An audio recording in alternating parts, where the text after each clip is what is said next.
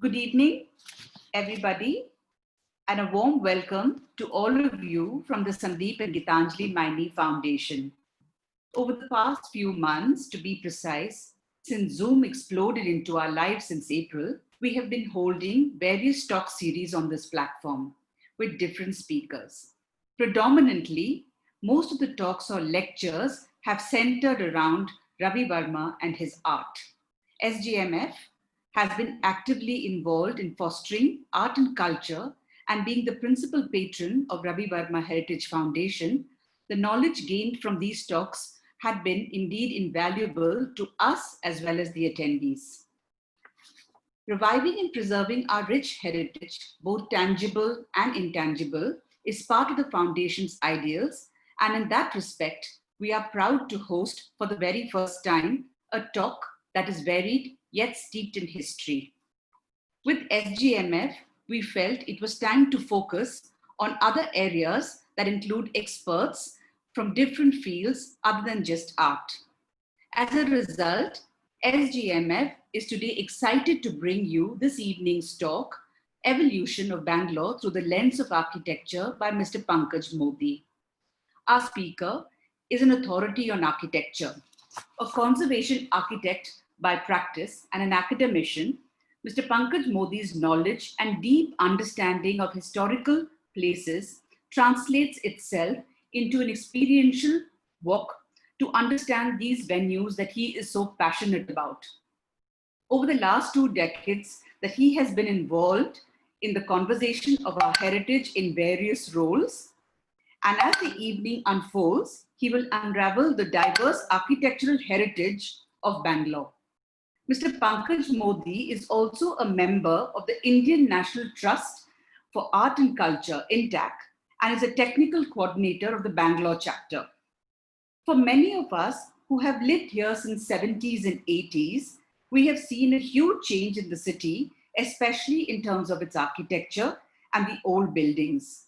The old has given way to new, and as our distinguished speaker today is very likely to tell us, new is not always the best thing going around. We need to preserve and protect what we have, the iconic landmarks, the significant architectural places, monuments, etc. It is the only connect with the current which the current generation might have little or no influence about, which is of our city that is steeped in history. Bangalore is a city that was well known and which has well known to embrace modernity at a high level.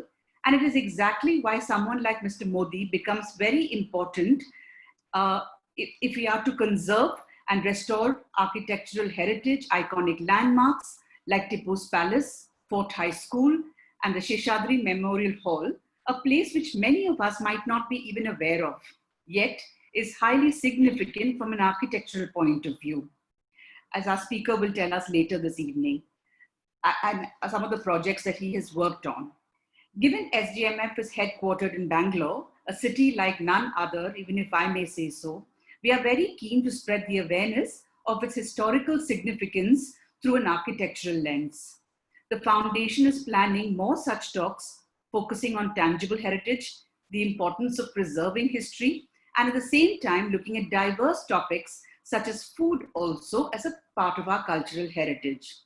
Over the next couple of months, starting from this one, SGMF is planning to bring on board several such speakers, and we hope that you all will look forward as much as we enjoyed curating this evolution of Bangalore through the lens of architecture. So with that, welcome. I request Mr. Pankaj Modi to come on. All yours, Mr. Modi. While he's just coming on and setting up, just a few quick housekeeping points. At the bottom of your screen, there's a Q&A box. While Mr. Modi is talking, feel free to punch in your questions, and we will take as many as we can to him at the end of the session, and he will answer it for us. At the middle of the session, an opinion poll will pop up. Feel free to fill that in too. We are open to all suggestions for improvement as well, so punch them in. We are live right now on our Facebook page. So to all the people watching there, a very warm welcome. Mr. Modi, I have a message for you. When we were handling the registrations and when we were doing our promotions, we noticed a very eclectic and dynamic number of people who were registering for the events who probably never come before. Of course, I want to warmly welcome my friend Aditya Sondi, who's come. I mean, I know how much he loves Bangalore and many, many more like him, which I probably can't take personally. So it was something that we were quite delighted to see. So I'm sure everybody like us are excited to hear you. So thank you once again for consenting to speak, and over to you. Thank you. Thank you, Gitanjali ji. Thank you, Sandeep and Gitanjali Maini Foundation and Prasad ji for inviting me to give a talk on this platform. And I'm very delighted here. And some of the keywords which I would like to talk about, embracing and eclecticism, have already been mentioned by Gitanjali ji. So it will be nice continuation that we will be talking about through the presentation. It's basically a journey that I'll be taking you through of Bangalore. And let me just start. So before I get into the talk, I'll just give a quick intro to my works. I'm part of three important organizations for me. One is Intact, Setu, and Carnelian. These are the three firms or organizations where I do my work all on heritage sector. At Intact, we do a lot of restoration of heritage buildings. This is Fort High School, where we've just finished our restoration with CSR funds. And apart from this, Intact does a lot of activities on awareness creation. So we do programs like teaching history, local history to school kids. And we are right now, last 2 years, we were running a program with government schools. And then we've also, the Intact has been very keen to look at protection of heritage buildings in Bangalore, even if it meant like filing PIL. So Janta Bazaar building that you can see on the right bottom corner, which was threatened to demolish for demolition, was put on stay because of a PIL that was filed by Intact. And I would very strongly recommend a book that Intact has recently taken out, written and edited by Veera Iyer, our convener, Discovering Bengaluru, which basically takes you through the various walks around the city and introduces you to the city very well. The other, where I'm a partner, is Setu, where with Krupa Ranjagam, we run a practice on conservation. We do restoration of buildings, we do documentation, we work with Archaeological Survey of India. Besides that, we do a lot of research and community engagement project, which my colleague is a lot into. We do programs like Neighborhood Diaries and Nakshe, where we get the kids of the neighborhood to map the heritage of that particular area. The other firm that I'm a partner of is Carnelian, where we do a lot of tours to important places, a lot of them being World Heritage Sites like Hampi, Ajanta, Ellora, Dholavira. And we give a lot of cultural experiential tour to people who are interested. And these are tours that we conduct. So basically, my work has revolved around all these sectors of heritage that we have for last 20 years or so. So what defines the heritage of a city? And quite interestingly, Bangalore is not a story of structures which are frozen in time. I mean, if you take, for example, Delhi, you will find that there are many historical places which are like frozen in time. You know, you have Red Fort, you have Tughlaqabad, and so on. Bangalore, interestingly, is one of those Indian cities where what has been built over the time, whether it was during the time of Kempe Gowda or the Vodayas or Hyder and Tipu, or later on by the British, or during the time of Divans, or even later on by many philanthropists and so on. These have continued to be part of our life. They have continued to be relevant to the society. So what's happened is, as over the time, people have adapted it and shaped it to the requirements or the changing political scenario, the economic scenario, and the commerce that has happened, or the cultural aspects. And these have become seamlessly an integrated fabric of with us today. And that is what makes Bangalore's heritage quite interesting. You do have certain iconic monuments like Tipu's Palace or the fort, but largely, if we see the architecture that has evolved over the time, has become part of our city and part of our life. So you all would have actually driven through many areas of Bangalore and experienced it so differently if you're moving from one area of Bangalore to the other. Different kind of buildings, different architecture. You come across parks, you come across markets, you come across water bodies, and so on. And all these have become a part of the city's eclectic character, because most of these buildings, if we start seeing, have a kind of a style which they have developed with influences from different places, plus uh, influenced by the local climate and the local culture and the vernacular. And therefore, a totally eclectic type of an architecture evolved in Bangalore and continues to evolve. And that makes something very interesting about this city. So when I say architecture, I'm not just limiting to historical monuments or heritage buildings. To us, architecture would be something like what has shaped the landscape, how man has shaped the landscape of the city. So it means everything, like whether it's looking at the topography or the water system or the street patterns or the city planning or the buildings which are generally there. So all these together form part of the city's architecture.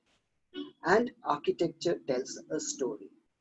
So as John Ruskin's has been quoted by Prem Chandavarkar in his paper, What is Heritage? He says that the whole idea of architecture is voicefulness. These historical artifacts speak to us about the ideas and values of its moment. And that's very key. It talks about those things. It encompasses the stories of that particular time, people, lifestyle, and also continues to tell us the stories of how it became, how it got evolved and became part of the changing times. Okay, 1537, when this whole trading town was established. Yes, the Bangalore that we know today started in 1537 as a trading town. That's quite interesting. You had two major streets. Let me just put on the pointer. Yeah. So two major streets defined this. You had the Dodpete, which we now call as the Avenue Road, and then you have the Chickpete. So these two streets came together, and this junction is a lot of interesting stories are there. I won't get into that today.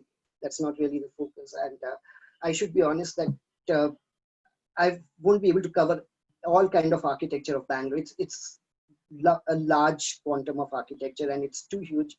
So today I'll be focusing on few interesting aspects of Bangalore's architecture, which we can recognize and which talk about the city and how it evolved. So when Kempegowda actually established the city in 1537, he invited a lot of communities and gave them different quadrants based on their occupations and where they could settle over there. So you had areas where different activities, different occupations were happening. For example, potters, uh, area where the area came to be known as Kumbharpet. There were the oil millers who were there. The area came to be known as the Ganigar Pet.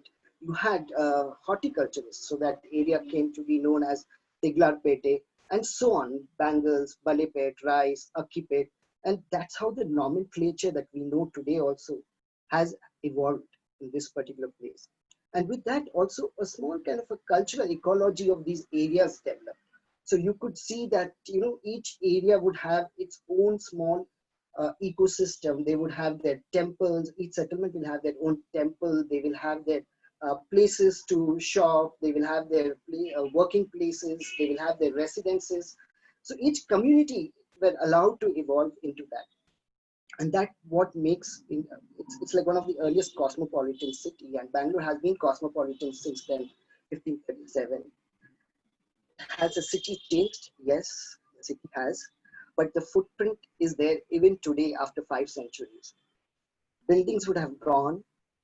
Okay, street patterns are still there for us to see. The nomenclatures continue. The cultural markers exist even today. This is the footprint that we can see on Google Earth today of the 1537 city which Kempegowda founded. This is the Avenue Road, or the Dotpete of the earlier time. This is the Chickpete, and of course all the other quadrants which developed. And this is where there was a fort that used to be there, a mud fort with a ditch around. That's all gone, but that kind of a broad pattern is even seen today in the road network. So if you're going around, you will see the KG Road and the Mysore Circle flyover. All these wide roads are at the same place where the moat and the fort used to be existing at one point of time. And this continuity is just not seen in its field, but economic hub that it is even today. In those days, as I said, it was set up as a trading town. Even today, this place is one of the most important economic hubs of the city. And major commerce activities happen here, different trades. So the trades would have changed, but the importance of it as an economic hub continues. The temples, which are the cultural markers, for example, the Dharmaraya Swami Temple, which is a cultural marker for the Tiglara community, is still there. The structures have changed, they've renovated it, but what's really important is its relation with that community for so many centuries. And the important festival of theirs, which is Karga, continues to be there for many, many years, decades and centuries now. Also, somewhere it's now become kind of an identity with the city of the Karga festival, which attracts so many people. The other temples, as I said, like each community which was based over there had their own temples, and as many of these temples have been renovated over the time. But this is one temple which is still carrying its original architecture, the Ranganath Swami Temple, which was along the street where you had the jewelers and the people who were working on gold, and some of them even today continue to work on those things, though many other activities have changed. This is again from that particular time period. It was crowd-funded, a project. We have an inscription here which talks about it. And look at the beautiful architecture, which was largely an architectural style of the Vijayanagara time, which happened over during that time. So these pillars which are shaped in square and octagon, and those beautiful animal figures that have been carved out are very typical to that particular time period. And this temple reflects that architecture even today. And of course, there have been new additions which have happened over to it, but that's something very interesting. How did this whole society, communities, and the trading towns sustain? Bangalore did not have any kind of a perennial river supply.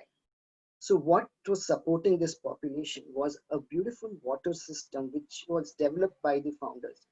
The vision that they had of this place, given that their understanding of the topography and the surroundings of the Pete area, the Pete is the trading town that was first established, resulted in them developing a beautiful tank system that's there. So when you're walking around, and today you hear about things like Sankey Tank, also lakes. These are not lakes, they are all man-made tanks. And each of them, if you start seeing on these maps, these historical maps, archival maps that we can find, you will find that they all have a kind of a bund which basically creates this reservoir. And from this reservoir, there are connections on a network with other water bodies. So it's a network which was created, and they were able to sustain the population. And many of these water bodies, we have lost, but many survive even today and are an important part of the city's open space, the city's ecology and environment. Some interesting structures from that time do survive. You have these sluice gates which basically regulated the water flow from the tanks to the farms and the agricultural areas. And these can be seen even today, unprotected, and it's just survived, I would say.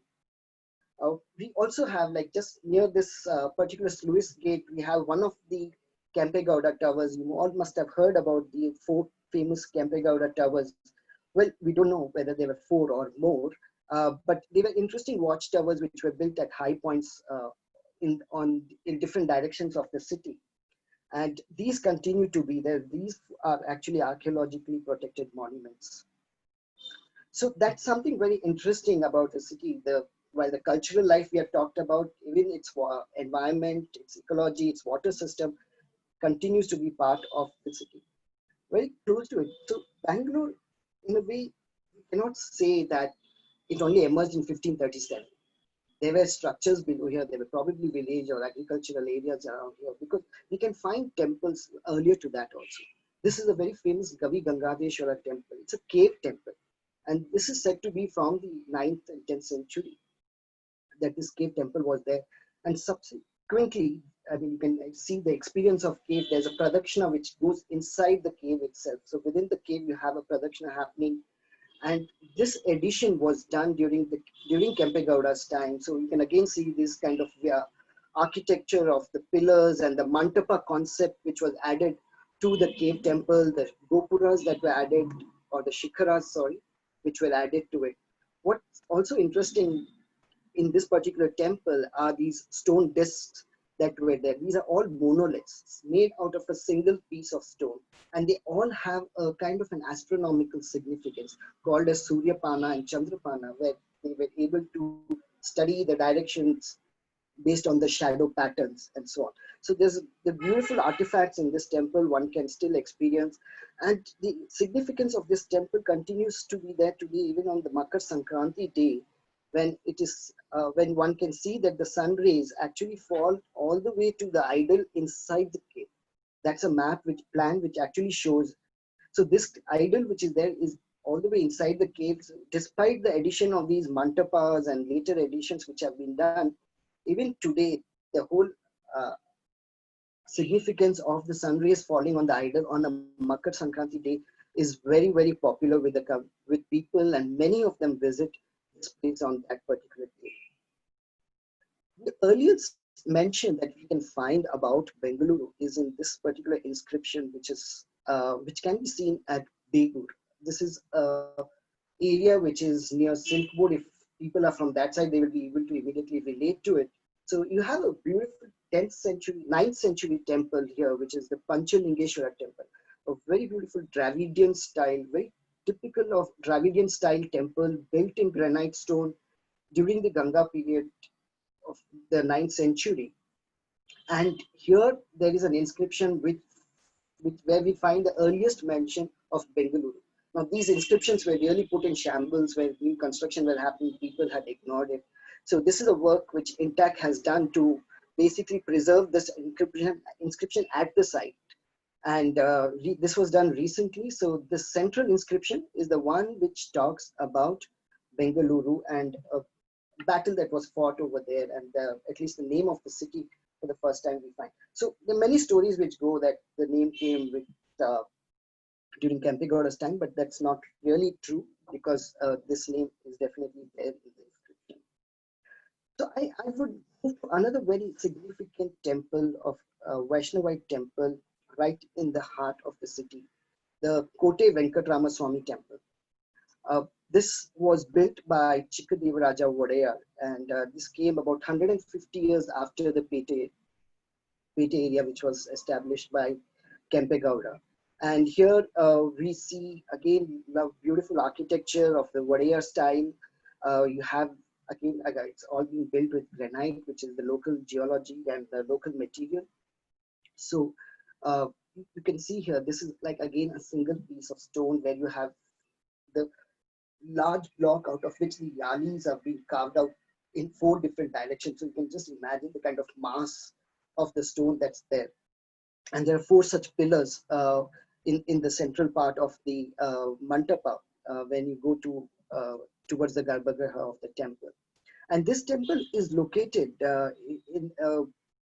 there's this painting from 1806 which shows like a large ground here. And if you can relate, this is the temple on the right bottom, and the stamba over here, this stamba can be seen in that painting also. And there used to be a large gateway over here which would lead to Tipu's palace. And this particular area in front of it, which is now called as the KR Road, and the Bangalore Medical College were all part of a large parade ground that used to happen. And right there, you had one entrance which went to the temple and the other entrance which went into the palace area. This is what's popularly called as Tipu's Palace, the construction of which was started by Hyder Ali. Another major contribution of Hyder Ali is Lal Bagh, which was established by him. Again, here you see a very interesting architecture, which is a mix of different styles of elements. You have elements which have come from the North Indian style, the Rajput architecture in these brackets, the eaves, and then they gave an Islamic touch to it. So you have the arches. These are all false arches, just to give a look of the Islamic style to this particular palace. So a very interesting mix of these two styles. And the entire palace was painted. I mean, most of these places, the paintings have been lost, but it can be still seen if one visits this palace in some of the ceilings over here, in some of the rooms here. And what's interesting is it's not that these motifs that are there on this, painted on this palace are all an Islamic motif. We see a lot of European influence from the French and so on, which become the motifs in this. So a very eclectic kind of an architecture that has evolved even at a city level and even within the structures that we can actually see over here. And as you saw, like the temple and the palace are just close to each other. What great symbol of coexistence. When Gulzar Sahab actually saw these two structures, he wrote a beautiful poem. दो खूबसूरत यादगार इमारतें सदियों से पास पास रह रही है बिन देखे बिन बोले. That captures the existence of these two structures next to each other. And where are they located? What's very interesting is if you can see my cursor in the center, this is where the temple is, which is a crossing of two major streets.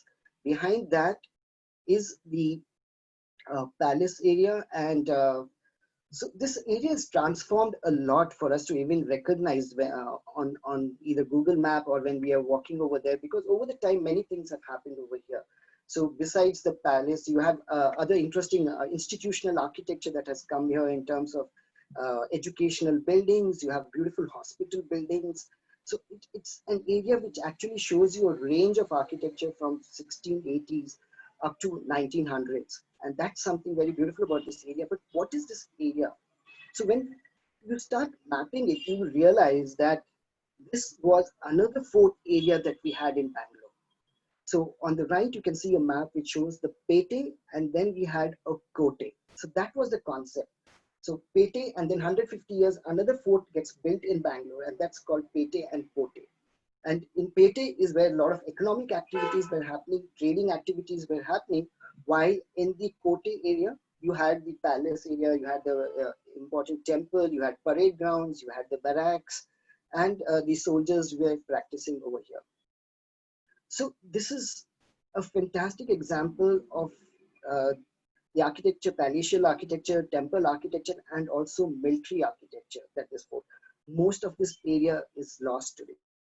The fort that we are seeing is really gone. Not much of it survives except for a gateway here, which is also not a complete gateway. This is called as the Delhi Gate on the north. This is the only surviving part of that large fort and the large gate. And it was such a difficult thing for, almost invincible for them to actually capture this through coming through this particular gateway. So it reflects great military architecture, the kind of planning that goes into building forts. For example, you had staggered gateways. So only when you come from here, you can see this particular gateway, which you see on my left. And then the kind of scale walls that are there, stone walls inclined, and then the kind of embrasures that you see over here, where the cannons would have been kept and they were directed towards the gateway. So this particular fort design had a lot of influence from the Deccan forts and the European forts that were being built. So Tipu was largely inspired, and this showed those kind of elements in the planning of it. And with that was a beautiful motif works which were done on plaster stucco works, which are still visible. I'm not able to show a close-up of this today, but if one visits them, you can see beautiful stucco work which still comes from that particular time. So was this fort invincible? Well, if one had to capture it through the gate, I would say yes. But then a fierce battle has taken place in 1791, where British have defeated Tipu's army here. So there's a plaque right on this fort wall which actually talks about this particular day on March 21st, 1791, when British soldiers actually breached this particular wall over here and enter this fort and defeat Tipu's army. First, they capture Pete, and from Pete they attack Kote. And there are a lot of military maps which show how the attack happened, and been a very interesting discussion on itself. So this is what really happened. And today, when we are actually driving on what is called as the KR Road, and we have this entrance to Victoria Hospital, this is where that particular delegate still stands today. And that KR Road, which continues to mark it, is nothing but the spot where the breach actually happened. As part of the military architecture, if we can still see something in this fort area, very close to the palace behind Bangalore Medical College, something called as the Tipu's Armory. And this is the only surviving example. There used to be about 5 armories in this area called Tara Mandal Pet. So this was a place where ammunitions were being manufactured and stored. So this kind of an architecture that again you see is reflecting the purpose for which this is built. So this acts like a place for storage of ammunitions. Therefore, it's kind of dark. It's kind of semi-buried. So you actually have to go down and then walk into the structure. Thick walls that are there and the vaulted roof, so that if in case of any explosion that happens over there, the collapse is always inwards and doesn't damage the outside. So much thoughtfulness on what kind of structure that should be built. And as I said, this is the only surviving example that we have. So moving to another very interesting area that evolved in Bangalore, and the architecture that came up over there was the cantonment. So in 1807, cantonment comes to Bangalore. So on my left map, you can see that there is the Pete area, the trading town, then you have the Kote, the fort area. And over the time, after the cantonment is shifted, they establish a new place for the cantonment, which is a little northeast to the Pete area. And this is where the cantonment comes. You have the roads which are named after the kind of like an infantry road and cavalry road which are there, the brigade road that's there. Then you had the South Parade, which I'll be talking about.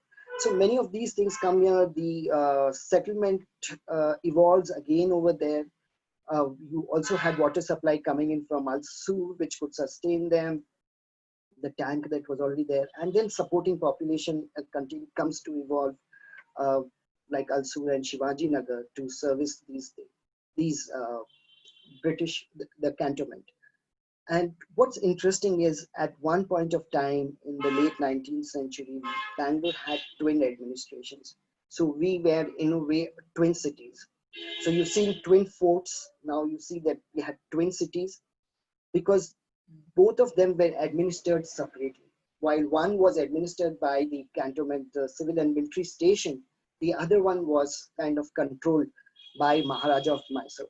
And these boundaries were very well defined. So if we see historical maps, we can actually make out the 2 colors which show the boundaries of the 2 different administration.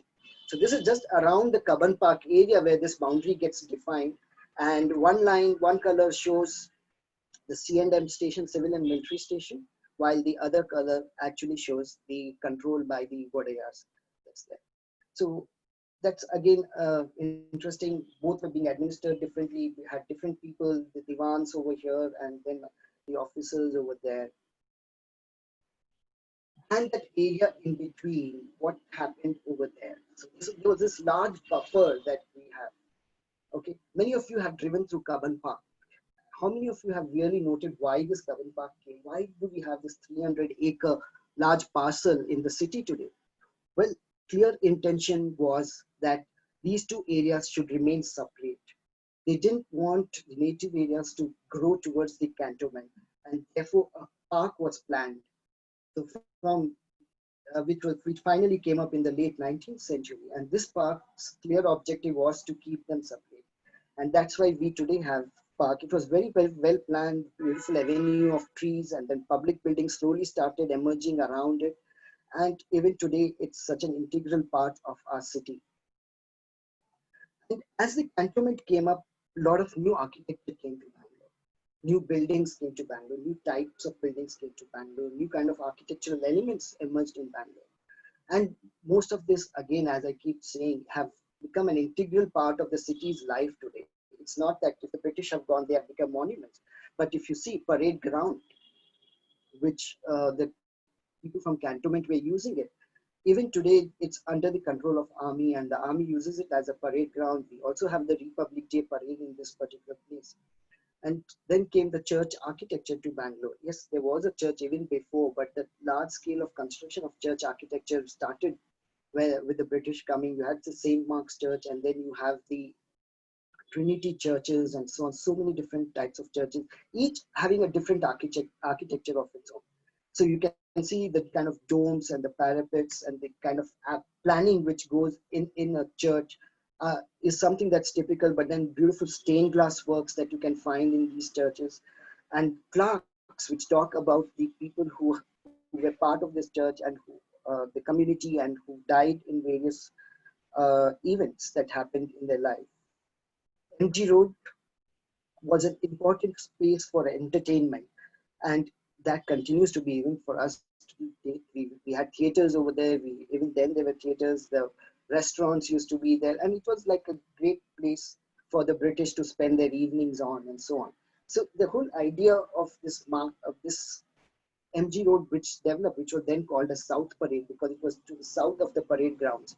And on one side you have the boulevard, and then the other side you had the entire market, and so on. So this whole thing again evolved because of the parade ground that was there, and that's why we have this beautiful boulevard, which is there, of course, disturbed by the metro that has come in the recent times. Hope they would have been more sensitive here.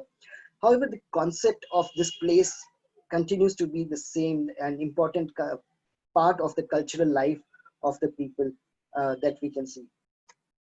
And this is what I see, like, I mean, they may have incorporated elements from outside, got influence from different styles, but they responded to the local place. So the materials, whether it was granite or the kind of sloping roofs, that was a response to the climate of Bangalore, the verandas that all got evolved, it became part of the Bangalore's architecture of that particular time.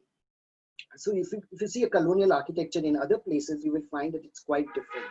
It's because the kind of colonial architecture here emerged in a different way, responding to the local conditions. So are the markets, and I mean, this is Russell Market, again a very beautiful blend of Islamic elements, planning of markets as per the colonial system, having different sections which were there. So this is something that you can see, even an important place even today for people. And the funerary structure, I mean, this is from Agram Cemetery, where one of the earliest cemetery, and where people from the cantonment were buried. But look at the memorials that are being built. Very interesting. I mean, this is out of bounds and people are not allowed to go there. So this one is very interesting in its architecture. There are many interesting memorials in this particular one, nice epitaphs which have been written over there. And it's an interesting place which have become part of the city. Large public architecture emerged in Bangalore. So you had museums, you had the memorial hall for, and then these are all part of, sorry, the large public architecture which started emerging in Bangalore, clubs, and you have Bangalore Club, you had the Boring Club which came in. You also, again, these we can call them, I mean, they again adopt a lot of these European elements. If we see from the Greek architecture, from the Roman architecture, if we start looking at specific ornamental pieces, ornamental parts of the building, but again, a good blend with the vernacular. If we start looking at the construction systems of this and the masons who were working on it, it did get the touch of the local place. On the right, the Sesame Memorial Hall, which popularly we know today as the Central Library, one of the very fascinating buildings which is there in Bangalore today. I mean, it's a building which you experience it so differently as you walk around. And here again we see a lot of eclecticism because many different kind of architectural influences have come and made this part of this building. Whether you're talking in terms of these arches which span along the veranda, or the kind of bracket systems which are there, or the kind of urns, all these the kind of motifs that you start seeing here, they're all from different styles which have been taken and incorporated as part of these buildings. Then came many of these public buildings started emerging. I mean, earlier ones you start seeing them in lime and mortar, these red color buildings, and then slowly the public architecture in Bangalore becomes like stone, built with stone. So we have these town halls, and then this beautiful building, the B station, which even today it works like electric station, and this is distribution station. And these are symbols to show that Bangalore got its electricity in 1905. One of the first cities to get electrified from Shivasamudram. The electric supply was made to Bangalore. And then the institutional architecture, and then the architecture of the hospital buildings which came up in this area. So this was all in Kote area that was happening. There was a need for hospitals, Kote area. And in the cantonment, you had boarding hospitals. So Maharajas started building these. You had Victoria Hospital, then you had the Minto Ophthalmic Hospital. Wonderful blend of architecture that we can start seeing here in various elements, where the various, even the ornamental parapets that you see here, or the arches that you see. And if you were to walk into this building, it's got a large courtyard inside if you were to go there. And then you have this Victoria Hospital, the beautiful drive-in porch that's there, and then the mansard roof system that came into it. So you see, each one is unique, and it's not like one style has emerged and with that style all the buildings are being built. And even with basic concepts like, I'll tell you, like the eclecticism is part, it's just not about stylistic features, it could be even in the structural systems. So where we see commonly something called as sloping roofs, but if one were to like really look at these buildings, I mean, I'm just comparing these four, and this is from a research project that we are doing at Intact. You see that each of them have a very different system, truss system to support these roofs. And these are wonderful trusses that we are finding in these historical buildings, and each one having a different one, expressing their structural system.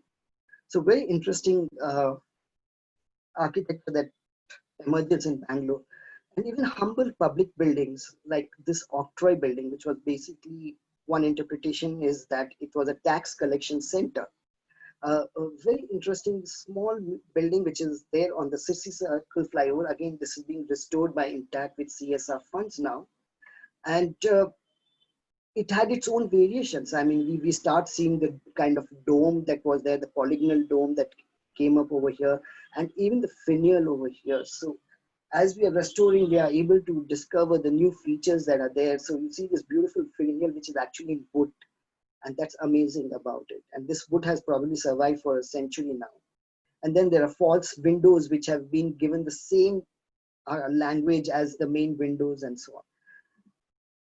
The bungalow architecture, the residence architecture which evolved in Bangalore was very different from what was happening in the native area. So the cantonment had bungalows with large acres of land and long, big driveways, porches and verandas. And again, as I said, the idea of building in Bangalore resulted in having sloping roofs and these monkey top windows which are there.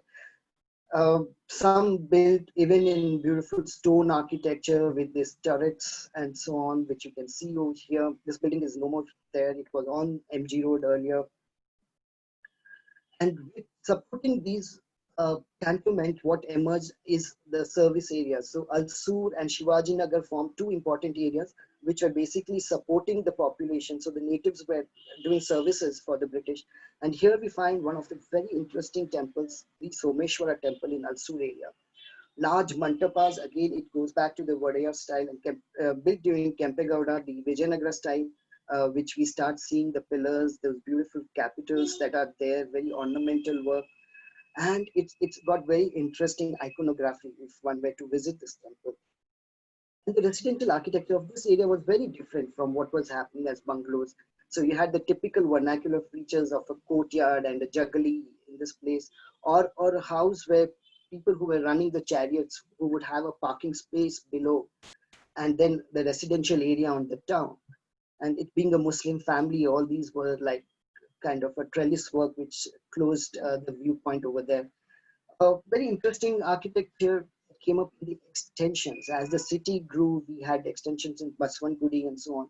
So this whole bungalow system which was happening in the cantonment started influencing the kind of bungalows that came up in this area. And again, mixed with the European influence, the bungalow architecture of the British colonial era, and the local elements which became part of it. This house in Baswantgudi, this is a house from the Pete area. So even here, the houses started showing the influences from the cantonment in the buildings. Palatial architecture, so residence for the royals came up in Bangalore. And again, a very diverse range. You start seeing like a Tudorish architecture which came to Bangalore Palace. Uh, and these royal residences were there, the Jaimal Vilas Palace that we see. And then, and as we got an independent state, we had a new icon that was built for Bangalore, the Vidhan Saudha. It's a beautiful picture by Anand Sharanji, and which clearly shows like this symbol came up right opposite the largest symbol of the colonial architecture that we could see here, of the colonial times, I would rather say. I wouldn't really brand it as a colonial style, but colonial times. And we needed to have a new symbol for the post-independent in Karnataka. So this is where Vidhan Saudha was envisaged by the first chief minister, and he decided that he will build it right opposite the colonial building, and it would be more grandeur and have more grandeur and be more monumental than the High Court, and would give an expression of the Indian architecture. So you start seeing here a huge mix of many elements which come from Indian architecture, whether we are talking about these pillars which resemble the temple architecture, or if you start seeing the Jharoka system which came up over here. So this whole idea of, and the domes, of course, which again are such an integral part of the architecture that has evolved in the country. So the whole architecture that we see here are exploring various features and construction technologies, and a multifaceted expression in architecture that reflects the city has always been there and continued to be there, even when Vidhan Saudha came in. So over 500 years, we have seen the way the architecture in the city has evolved. It has been taking new influences, adding elements, and developing a kind of a style on its, or a kind of an architecture of its own.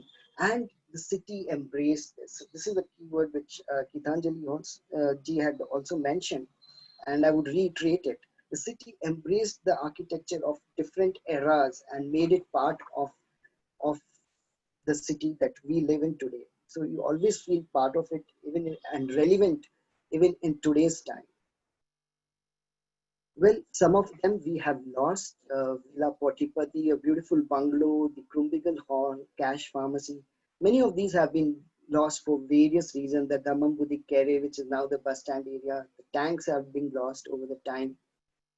And many are vulnerable. I mean, we still have structures which are there unprotected. We don't know pressures of development, and improvement by the government. We hope that they survive. So you have this building which is from the GTS survey, the Great Trigonometrical Survey uh, that was conducted, and that started from Bangalore. So this becomes a very important marker for that. You have Tipu's armory, which, as I said, is unprotected, nobody taking care of it. And then Johnson Market, which is totally under pressure for being demolished. All these things are there, but we still have hope, because we still have good cases where there have been ways shown on how these buildings can be preserved.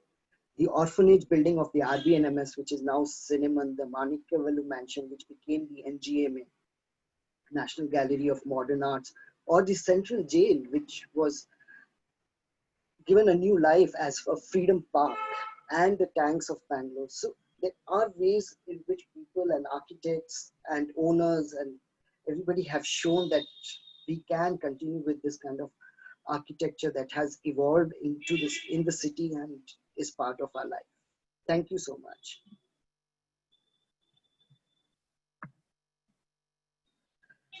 Thank you, Pankaj ji. Thank you for that very, very interesting talk. I think most people who've lived in Bangalore for as long as we have very little understanding of what an architectural marvel this city actually is.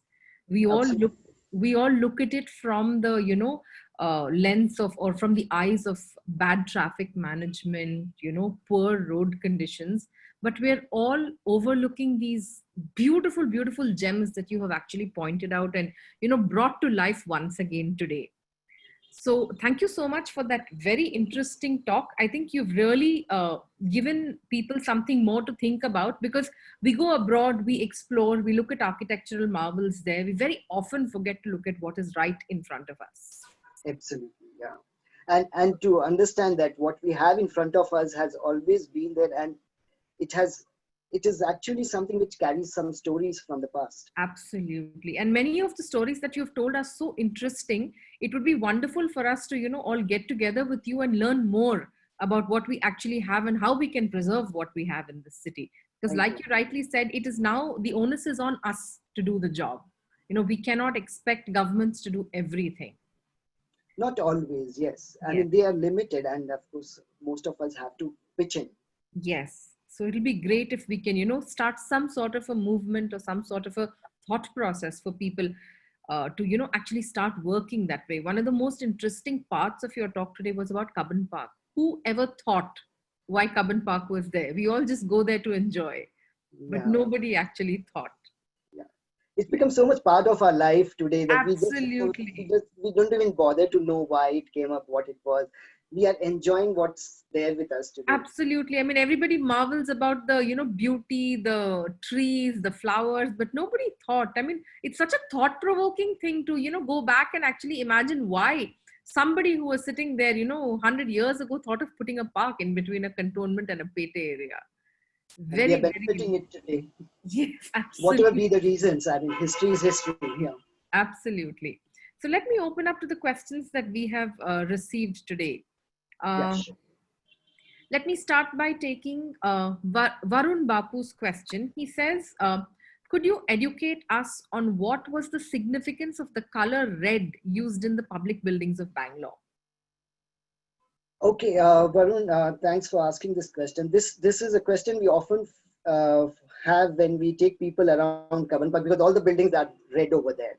Yeah. Some of them different theories, but one of the accepted theory is that what was happening in that 19th century time, the late 19th century time, is that Bombay was rediscovered, was excavated, and when they excavated it, they found a very interesting shade of color, which probably over the time, when it was buried and because of the ash and so on, that certain kind of a color tinge was there over there. And in Europe, that became a fad. That kind of a color was accepted. It happens to us today also. I mean, when we find a new thing, it becomes a trend. And that's what became the trend. And then that color probably reached Bangalore. This is one theory. I mean, we don't have definite answers, but this is one theory which is kind of accepted. And that red color became part of the most of the architectural buildings here. And as you know that most of the architects who were part of these buildings were largely from Britain. So Interesting. There's a compliment being paid to you by Prithvi Prabhu, who says talks by Intact are always, always amazing. So interesting to know about our city's history. Intact is doing a great job. Kudos to them. thank you. Thank you. Thank you, everybody. Yeah. Aditya Sondi asks a question. Yeah. Why do you think Bangalore did not see the spread of Art Deco architecture in, say, its apartments like Bombay did? Is it just that many of these constructions were post-independence, or is there another reason? I probably feel the kind of thing that was happening in Bangalore was quite different. If you see, we had the Diwans who were administering Bangalore, who brought in the British architects and so on. And that kind of a thing resulted in the way we saw the architecture, which was largely, they were taking in elements from the classical architecture and putting it on the public buildings over here. So most of this architecture that we see again here is the public buildings or the bungalows that you see in the the cantonment area or Baswangudi area. So the limited, I think the idea of apartments and all wasn't there. So most of this public architecture actually had classical elements which became part of our architecture. There are a couple of questions that have come in from a person who likes to call himself anonymous attendee. So the first, I'll just pose them one after the other. Yeah. So the first one he says is, I recently came across this article which speaks about Shivaji's time in Bangalore. They also mentioned few buildings constructed during this period, like the Kadu Malleshwara Temple and Mohan Mahal in Chickpet area, which was the palace of Shivaji's father, Shahaji Raje. Yes. Are there any other contributions to architecture from the Marathas to Bangalore? Okay, Mr. or Miss Anonymous. I'll answer your question, and also I think you have asked about Villa Potipati, if it still exists. Yes. It was a heritage hotel by Neemrana, but it was demolished recently. Recently, yes. There was a huge outcry also over it. Yes, and this was a year or two back that this was raised down. And talking about Shivaji, yes, his father, Sambhaji, was part of Bangalore administration. He was given this fort to look after the city, to look after, and he was administering from here. So early days of Shivaji are in Bangalore. We do have that information. Kadu Malleshwara is a very significant temple, yes, from that particular time period. The Mohan building that you mentioned, the building is different. I think there was an earlier building. Yes, he used to stay there in that particular location. But as far as my knowledge goes, there was another building. And what we see today as Mohan building has come later. Yeah. But yes, the location is the same, what you have mentioned about. Yeah. Okay. There is also a leading question on Whitefield's history being highly undocumented. Are there any insights that you may have with respect to the architecture of old Whitefield? You'd mentioned that the colonial architecture of Bangalore is very different compared to the colonial architecture elsewhere. Could you please elaborate a little more? Yes, so Whitefield is again a very interesting pocket. So we have an area within Whitefield called as an inner circle and outer circle. It's a layout that was formed, which was a land donated by Maharaja. And you have a large circle, and then there are two rings of houses or bungalows that came up over there with a church as part of the inner ring and so on. Very interesting. We have a research done on that, a neighborhood diaries by my colleague Krupa Rajangam, which is available on Setu website, setu.com. You can please go and listen to that entire documentary. There's a chapter on this in this book, Discovering Bengaluru also, which talks about the Whitefield history. Yes, it is an interesting history. It's lost amidst all this IT that's happening in that particular pocket. But yes, that is one very, very interesting pocket and very different, distinct that's there. A lot of bungalows were built in this place, and typical to the bungalow architecture, like there were large plots of land with a small structure in the center, and then a lot of open space and trees and so on. Yeah. Do you have any idea of how the term Whitefield came about? Is there any sort of history attached to that name? I'm not very certain about this to answer, but it was after a person. Okay. Uh, so So this named is after another person, like after many of. after a person, yeah, Okay. yeah. Right. And I don't remember his designation, Mr. White. Okay. Sorry about it, but yeah, again, as I said, Neighborhood Diaries and Discovering Bengaluru has documented this very well. Brilliant, actually. Something that, people should read because, like we all colloquially say, Whitefield is like another part of Bangalore in itself. Yeah, that's how it's been accepted, unfortunately. But once Yeah. you really walk in that city, I mean, even reading will not really help. It's an Hmm. experience to move around those inner circle and outer circle. Of course, that's also getting transformed. Those bungalows are being replaced by high-rise structures, but still you Okay. can experience the pattern of that particular settlement that came up. So, by your standards, which part of Bangalore today would be the best preserved or the best maintained as far as old structures were concerned? Could be bungalows or whatever. Many parts. I mean, I think if you mean to say character-wise Yeah. transformation is Yeah. less is different, but if you were to experience it as layouts and so on, you go to any part of Bangalore. I mean, we have 10 walks in Bangalore. Each of them we can actually make you experience that old city, which Mhm. or the original plan. Like it's just not about the building. It's the vibrancy which is there because of the markets, the activities that happen over there. So, for example, 4 o'clock morning, if you were to visit even KR Market, the entire flower market that's there is so beautiful and vibrant. I mean, you go Hmm. there at 8 o'clock, it's not there. So that's there. And yeah, there are many pockets, I would say. Basungudi, part of it still shows around KR Park. If you were to go, you can still see those, the kind of uh, planning which they had thought about, which is still seen. So Fraser Town area, if we go to, or if you go on the promenade of St. John's Road, where all the churches are, Yeah. the Francis Xavier, St. John's Church, and so on, they still give you the experience.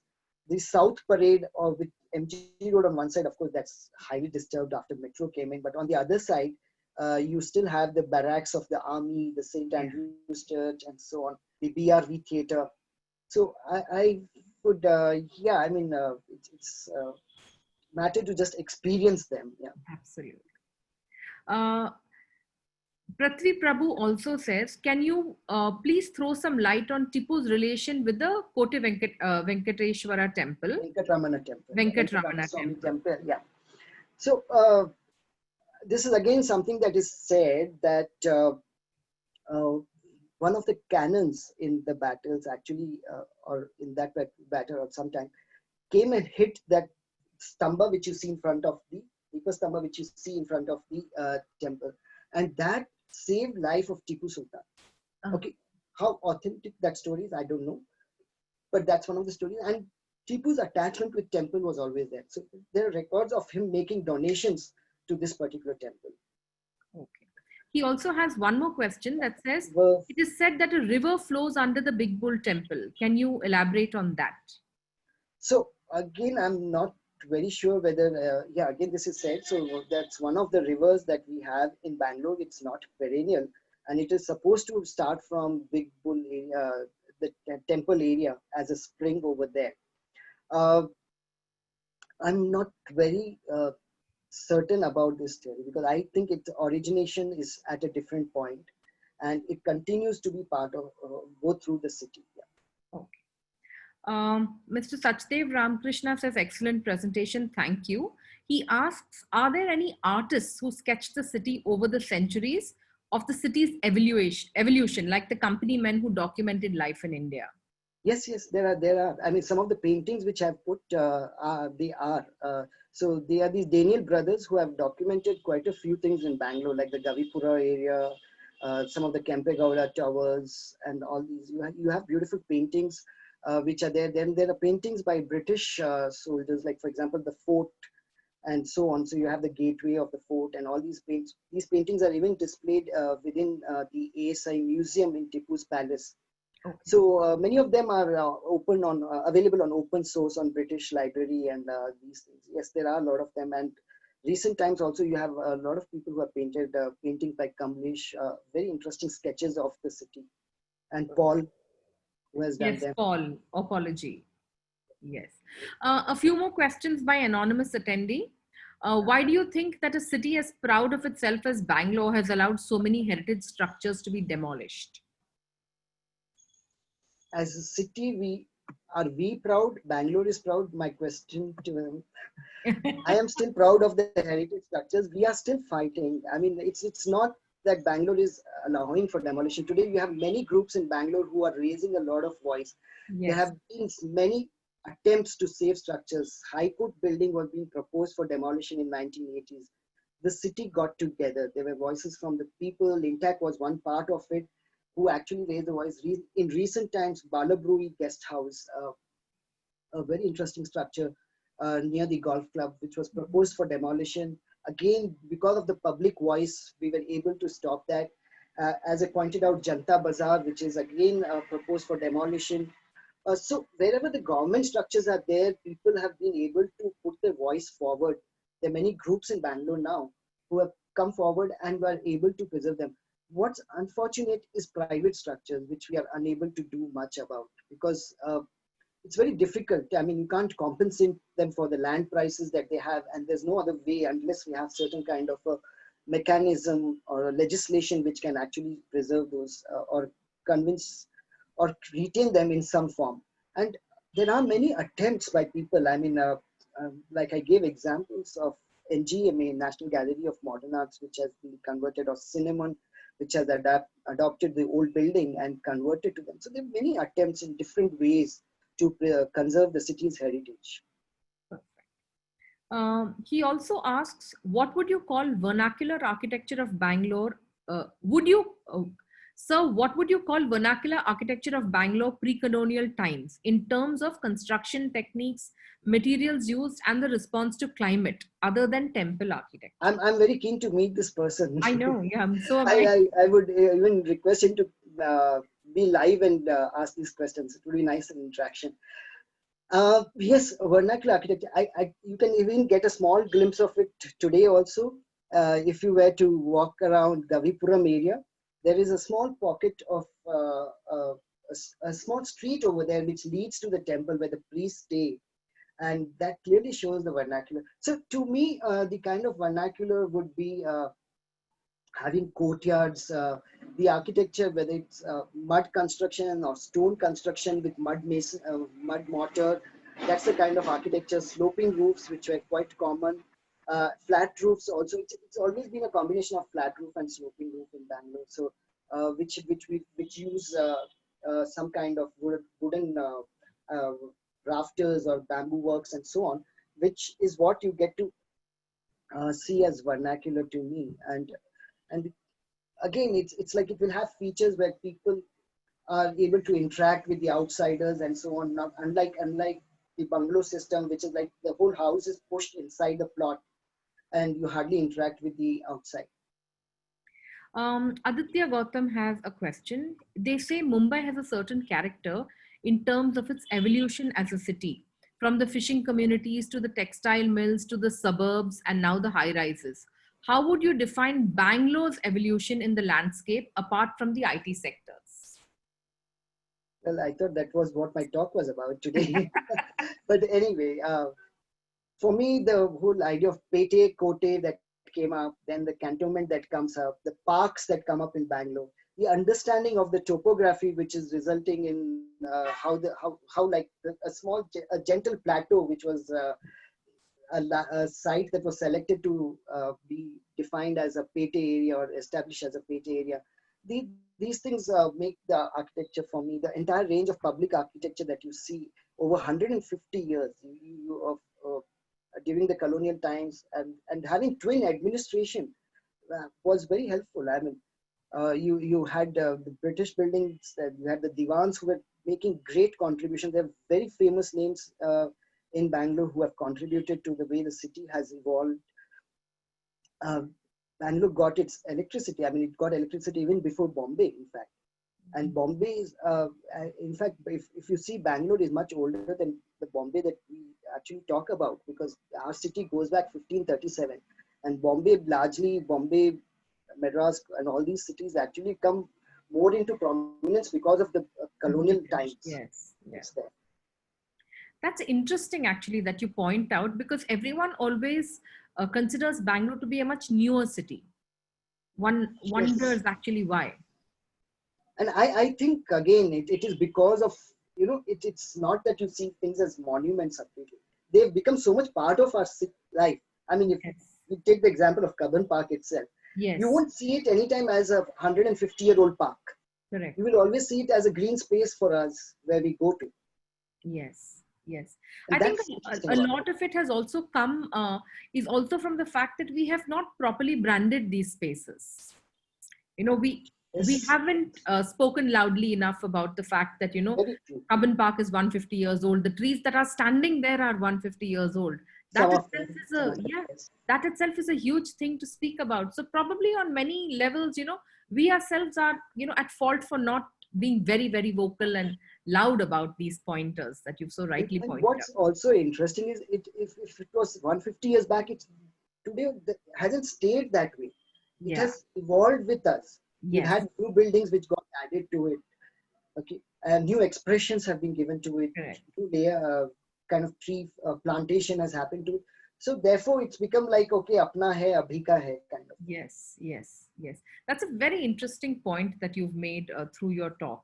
So I'll close with a little, nugget of information that anonymous attendee shares with us, saying more regarding Whitefield. It was an Anglo-Indian village for farming that had the inner circle as fields and the outer circle had residences. I don't agree to that, and I would request you to look at our videos and probably read on it, because they were clearly residences in the two circles. Anyway, yeah, okay.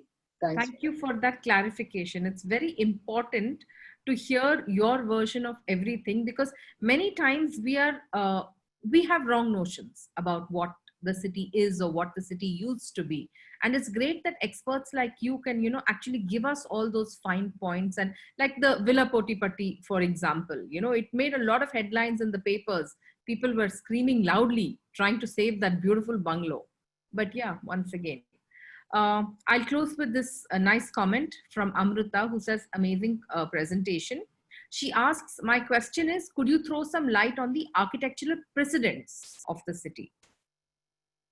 Would you mean precedence is where we got inspired from other places or within Bangalore? I presume I would take this question as things which would have probably influenced the architecture Yes, in the city. probably that, yeah. And it goes back. I mean, whether we are talking of, let's say, I mean, every layer I would talk about it that way. If we are talking about the Pete area, the kind of planning which I talked to you, which had different occupations, that can be again seen in cities of earlier times like Bidar and so on in the Deccan areas.